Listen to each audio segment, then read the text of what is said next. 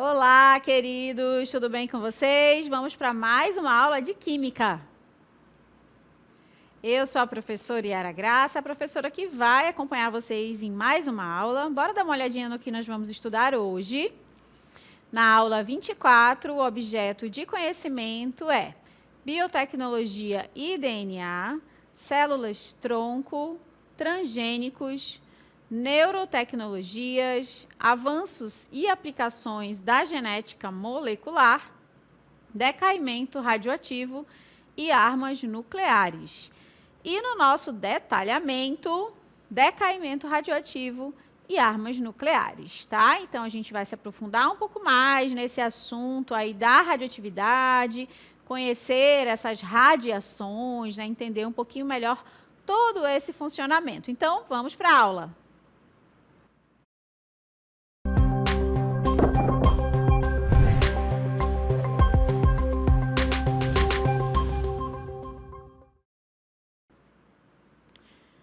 Olá, queridos! Então, a gente vai falar um pouquinho, né, da aula de hoje sobre a radioatividade, conhecer um pouquinho sobre as radiações, né, entender todo esse funcionamento, a diferença entre elas, a gente vai entender que existe mais de um tipo, né, como que consegue analisar e diferenciar cada uma dessas radiações, e para isso, né, para iniciar a aula de hoje, eu começo com essa imagem aqui, né, que representa uma região, né, que fica lá na Espanha, tá bom? É uma região, assim, muito importante, historicamente falando, né, porque envolve ali a representação de povos muito antigos, tá? Mas aí, né, fica aquela pergunta, provavelmente vocês já devem, em algum momento da vida de vocês, ter se perguntado dessa maneira, né? Mas como é que sabem que tal coisa, ou tal lugar, ou tal objeto tem tantos anos, né? Como determinar essa idade? Como conseguir identificar, né, a idade de algo que é muito, muito antigo, né? E aí a gente vai entender que a química também ajuda aí nessa identificação, tá? Então, em 1879, Marcelino Sanz de Saltuola descobriu, por acaso, enquanto procurava peças pré-históricas, em companhia de sua filha Maria, né, que na época ela tinha ali entre 8 anos, surpreendentemente, né, a surpreendente teoria de animais que, né, recobre o teto da gruta de Altamira, no município lá na Espanha, né, no município no mar da Espanha.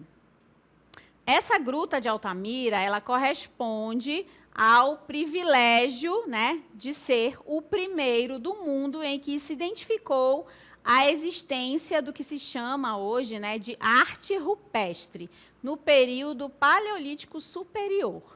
Lá podemos ver, né, como a gente pode observar aqui na imagem, né, pinturas, né, muito bonitas, muito bem desenhadas de bisões, de cavalos, de veados, de mãos e misteriosos símbolos que foram pintados ou gravados durante os milênios que a Gruta de Altamira foi habitada, né? E por volta ali de 35 a 13 mil anos antes dos dias de hoje, tá? Então, elas são representações gráficas que ainda estão lá nessa região da Espanha, né?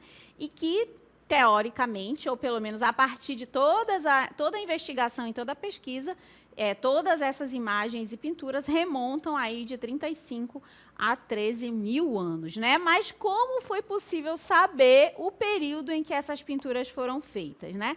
Como será que é possível determinar quando que os habitantes dessa região, né, pintaram, conseguiram representar, né, esses cavalos, esses bisões, né, esses animais que estão representados nessa gruta lá em Altamira, né? Como será que eles chegaram a essa conclusão?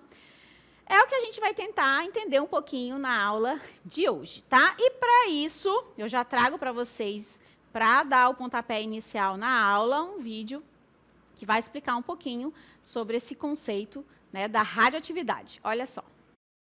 Diariamente estamos expostos a fontes de radiação como as dos celulares, notebooks, televisores, caixas de sons. Afinal, todos eles emitem algum tipo de radiação em forma de ondas. Até mesmo o Sol emite radiações, que são chamadas de ultravioleta.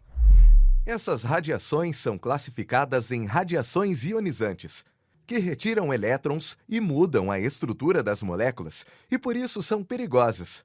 E radiações não ionizantes, que não modificam a estrutura dos átomos e assim não são perigosas. Na aula, veremos a diferença. Olha aí, né? E para a gente poder observar essa diferença, eu trouxe aqui essa escala, né? Então, a gente tem uma escala aqui dessa representação das radiações, né? A gente já viu que existe esses dois tipos, né, de radiações, a ionizante e a não ionizante, né? E essa é uma escala de um espectro eletromagnético, né? A gente tem aqui que vai desde aqui bem pertinho de mim, são aquelas radiações de baixa frequência, né? Até aquelas lá mais na ponta, que são de maior frequência, tá? A frequência está representada aqui abaixo, né? Aqui abaixo da minha escala, tá bom? E aí, o que a gente consegue observar aqui na minha escala, né? A gente tem as primeiras aqui sendo representadas, essas aqui são as de baixa frequência não ionizante. A gente viu que as não ionizantes não são tão perigosas, né, porque elas não retiram lá o elétron, não fazem essa modificação do material. O máximo que pode acontecer, no caso daquelas que já estão mais próximas ali das ionizantes, é uma movimentação, uma agitação molecular, né, um aumento de temperatura, no máximo.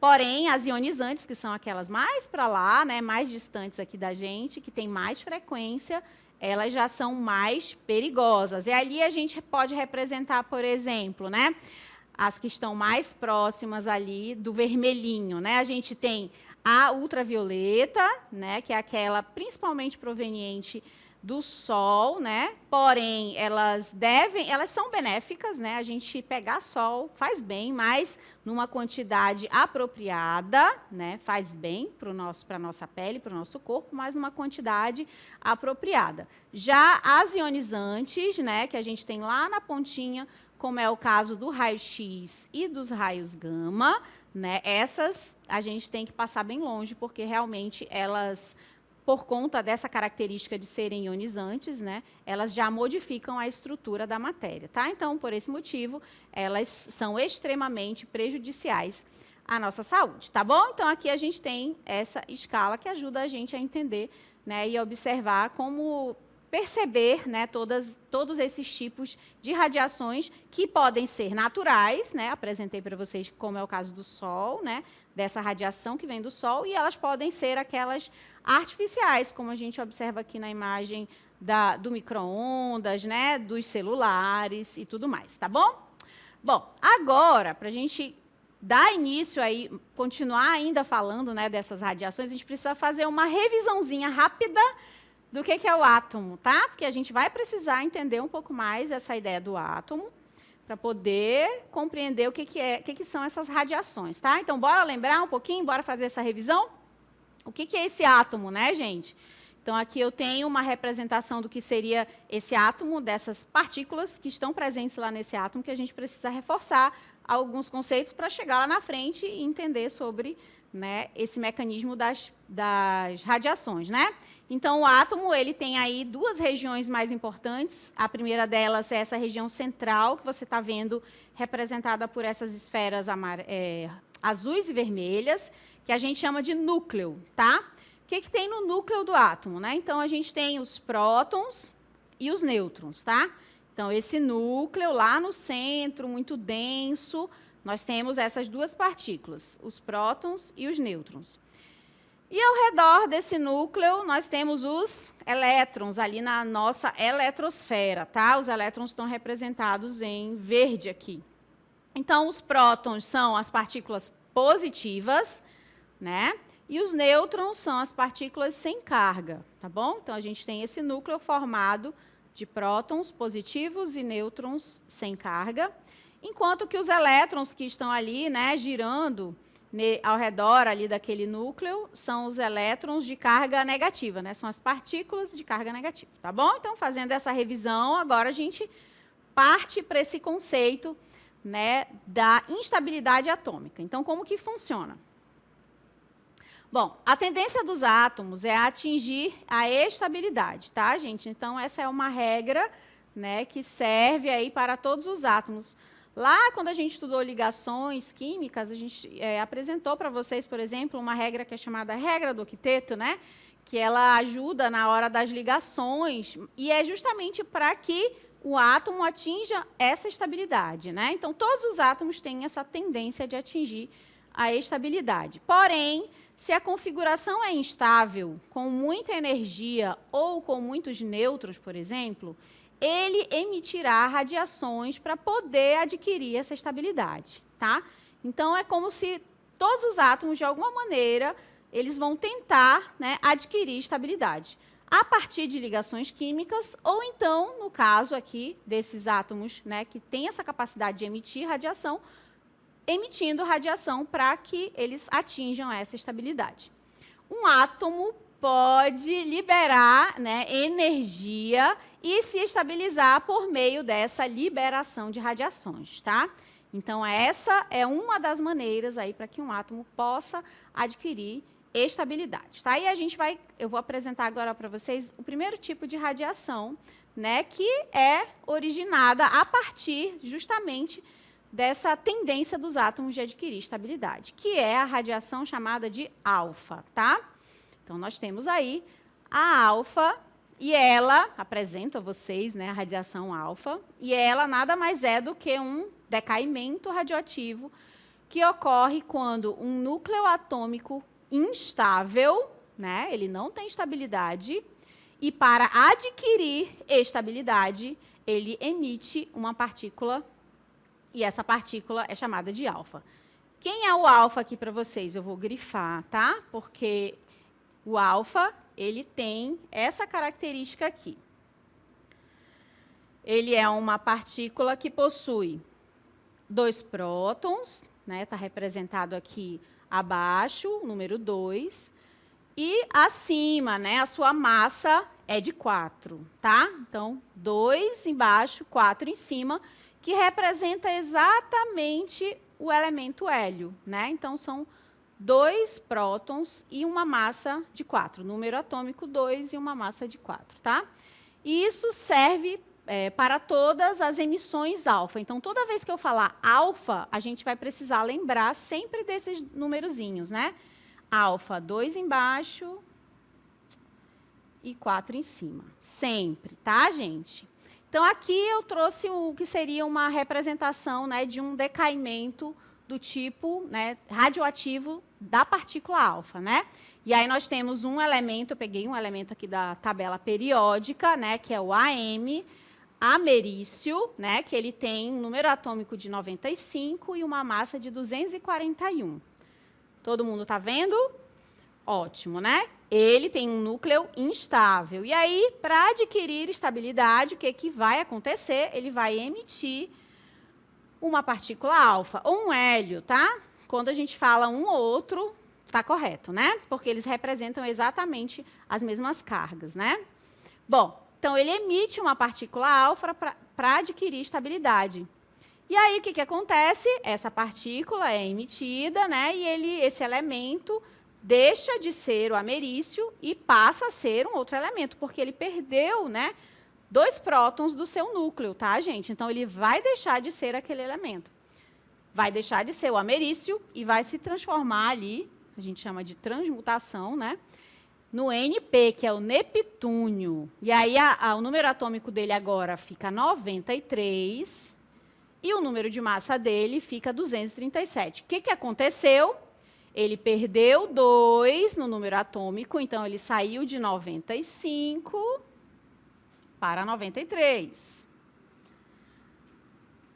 E também ele perdeu 4, né, no número de massa, né, no número que fica acima, que era 241 e agora é 237. Tá bom? Pronto. Falamos aqui da partícula alfa. Agora, vou apresentar para vocês o beta, né? Que é a outra partícula que também ajuda ali esses átomos instáveis a adquirir estabilidade. Olha só. Já o beta tem a ver com o elétron, tá? O beta tem a ver com o elétron. O alfa tem a ver com o próton, tá bom? Então, o que é o beta? Decaimento radioativo que ocorre quando um núcleo atômico também instável emite uma partícula beta, tá? E aí o exemplo que eu trago para vocês é o do carbono para o nitrogênio, tá? Cadê o beta? Tá aqui, né? A representação do que a gente costuma colocar para o beta, né? -1, ou seja, vai ganhar um próton ali no núcleo desse átomo, né? E 0 acima, tá bom? Aí a gente tem aqui o que seria a representação do carbono, tá? E aqui, a partir desse beta, vou colocar ele bem aqui, né? Para a gente entender que ocorreu essa emissão. Essa emissão do beta, né? Então, -1, tá bom? Então, ele partiu aqui de 6 prótons para 7. Era carbono 6, agora, a partir dessa emissão, né, da partícula beta, ficou nitrogênio 7, tá bom?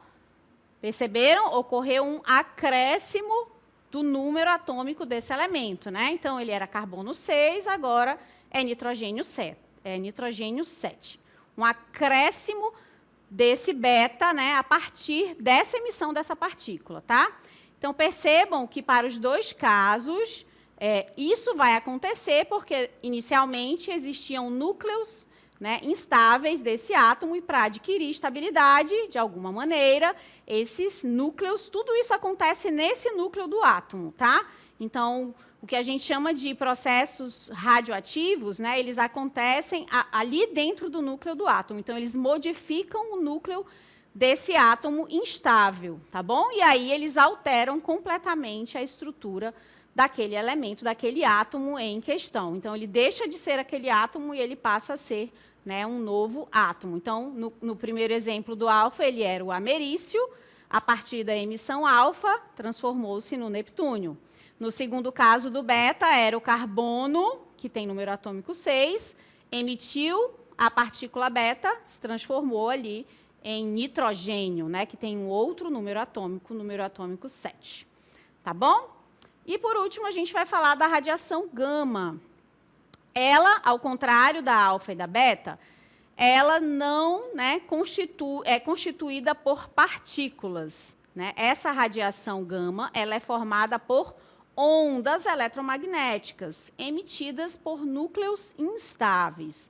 Logo, em seguida, a emissão de uma partícula alfa ou beta, né? Então, na medida que essas partículas alfa ou beta são emitidas, acontece também ali a liberação dessa radiação gama, mas ela já não é o que a gente chama de partícula, né? Ela já é classificada como uma onda eletromagnética que eu representei no início da aula para vocês, né, falando sobre aquela questão das radiações ionizantes, né, que são aquelas de alta frequência, tá? Naquela escala eletromagnética que eu apresentei no comecinho para vocês, tá? Agora, eu quero conversar com vocês sobre a questão do poder de penetração de cada uma dessas radiações, né? A gente comentou aqui que existem duas que são partículas, né? Que é a alfa e a beta, e uma delas que é onda eletromagnética, né? E a gente vai ver a diferença delas, né? A diferença no poder de penetração nos materiais e nos objetos. Olha só. Então, as radiações alfa e beta e gama diferem em seu poder de penetração, que diferem em relação ao seu tamanho, né? Então, o poder de penetração tem a ver com o tamanho que cada uma delas tem, né? Quando eu representei ali a partícula alfa para vocês, né, é possível observar que ela vamos dizer assim, né, que ela é gordinha, né, que ela tem um poder ali, né, que ela é grande, né, vamos representar dessa maneira, porque ela tem 2 prótons, né, e ela tem um número de massa de 4, tá? Então, ela é grande. Por esse motivo, ela tem baixo poder de penetração. Já no caso, né, da partícula beta, tem ali apenas, né, a representação do que seria esse elétron. Ela já tem um poder de penetração um pouco maior, né? Mesmo sendo pequena, mas a penetração ainda não é tão grande quanto é o caso da onda eletromagnética gama ou então do raio-x, né? Que também vai ser representado aqui no esqueminha para vocês, né? Nesse poder de penetração, tá bom? Então, bora dar uma olhadinha na animação e entender melhor, né? No caso da partícula alfa, ela esbarra ali no papel, justamente, né, porque ela é uma partícula grande, tá? Já no caso da beta, ela já consegue, por exemplo, ultrapassar o papel, mas ela já esbarra no corpo. E as poderosas raio gama e raio X, né, que tem aí um maior poder de penetração. Para que vocês possam observar o raio X, que está ali com a bolinha verde, né? O raio gama, perdão, que está na bolinha verde, né? Ele consegue ultrapassar, né, o papel, a nossa pele, entra aí tranquilamente, né? Consegue penetrar o aço e ele só vai esbarrar no concreto grosso ou então no chumbo grosso mesmo, né? Apenas consegue barrar ali. Já a última, né, que é o raio gama, raio X, que está ali abaixo, ele já não vai, só vai até o aço, né, e já esbarra no aço, tá? Então, a gente tem aí o poder de penetração de todas dessas partículas e ondas eletromagnéticas apresentadas na aula de hoje. Agora, eu quero falar para vocês aqui um pouquinho como que a gente vai representar quimicamente, teoricamente, né, esse decaimento, tá? Então, aqui eu esquematizei para vocês apenas representando os átomos, né, as bolinhas, mas existem maneiras, né, a gente pode representar em forma de equação, por exemplo, como se dá, né, esse decaimento radioativo, tá? Então, ele ocorre quando isótopos instáveis têm seus núcleos rompidos em razão da instabilidade atômica. Então, aqui, por exemplo, nós conseguimos observar o quê, né? Nós temos o que a gente pode chamar de uma equação, né, de decaimento radioativo. Então, a gente tem o primeiro elemento ali, que é o urânio 92, 238. Aí, o que aconteceu? Tem uma setinha e um alfa, né? Então, quer dizer que aconteceu ali uma emissão alfa. Bora lembrar quem é o alfa? Bora ver se vocês se lembram. Quem é o alfa mesmo? O alfa é o 2 e o 4, né? É o hélio. Então, como que a gente vai representar esse novo elemento após uma emissão alfa, né? Então, quer dizer que ele vai perder 2 embaixo, né, no número atômico, e vai perder 4 em cima, tá? Então, vai deixar de ser o urânio 92, 238, para se transformar aqui no tório 90, 234, tá? Então, toda vez que tiver esse alfa lá nas equações, a partir de agora, vocês sempre vão fazer essa subtração, né? Diminui 2 embaixo, 4 em cima, tá, pessoal? Já quando acontecer a emissão beta, representada ali por aquele símbolo que você está vendo, né, que é o beta. Quem é o beta, né? É o -1, né? Não está aparecendo, gente. É o -1. Pronto. O que a gente vai fazer, né? Que elemento agora vai aparecer? Antes estava o tório 90, 234, emitiu um beta, o que vai acontecer? Vai ficar 91, né? A gente vai adicionar um abaixo ao número atômico e em cima vai permanecer o mesmo, né? 234. Então, ele vai... Era o tório anteriormente, e agora ele vai ser o protactínio, né? Protactínio 91, 234. Tá bom? Se forem 2 alfas, a gente repete o mesmo processo 2 vezes, né? Se for uma emissão de 2 betas, a gente repete o processo 2 vezes. Tá bom? Então, é dessa maneira que a gente representa aí a equação, ok? Bom, e aí existe um gráfico que a gente costuma também representar essas emissões, olha só.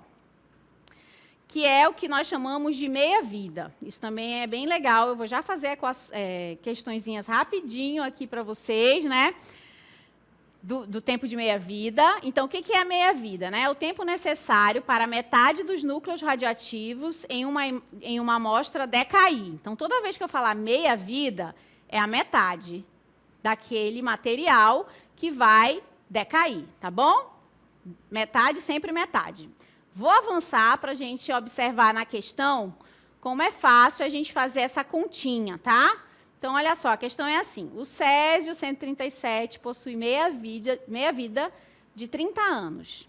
Se tivermos 12 gramas desse elemento, após quanto tempo a massa será reduzida a 0,75? Existem várias maneiras da gente fazer essa questão aqui. Eu vou fazer da maneira mais simples possível, tá, gente? Então, lembrando que o meia-vida é sempre a metade, né? Passou um tempo de meia-vida, é sempre a metade, né? Então, a gente vai ver que o tempo de decaimento dele é de 30 anos. Então, a cada 30 anos, a gente vai ter uma meia-vida, né, reduzindo. 30 anos, uma meia-vida. 60 anos, outra meia-vida. E assim vai, né? Inicialmente, nós tínhamos um material de 12 gramas. Passou o primeiro 30 anos, né? Que é a primeira meia-vida. Ele caiu para quanto? Para metade. Quanto é metade de 12? 6. Então, os primeiros 30 anos, ele reduziu a amostra, que era de 12, para 6, tá? Aí, mais 30 anos, né? Caiu de novo pela metade. Era 6, agora ficou de quanto? De 3.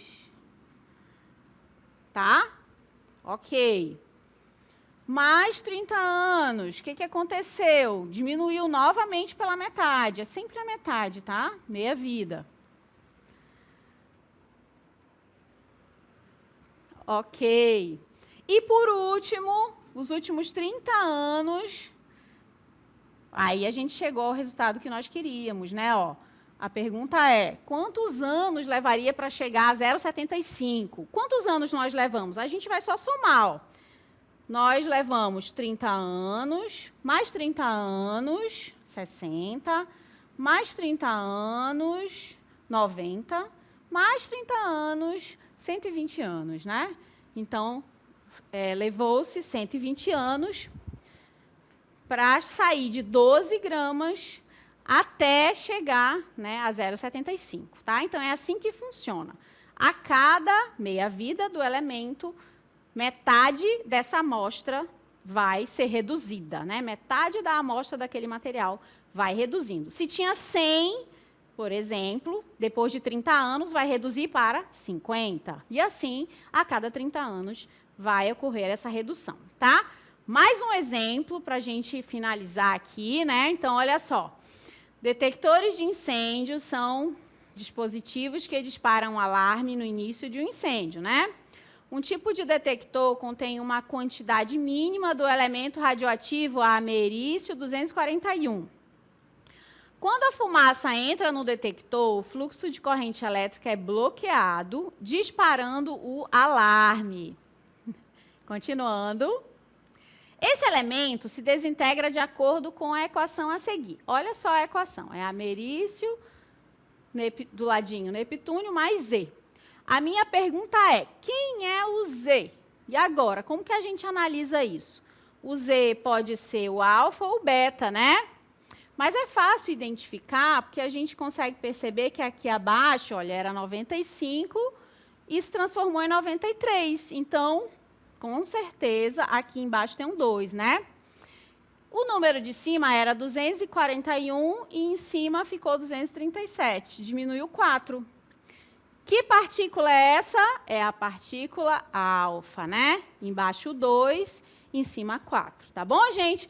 Para finalizar a aula de hoje, a gente vai ver um vídeo, né, que fala um pouquinho aí mais sobre a importância, né, dessas partículas para a nossa vida. Olha só.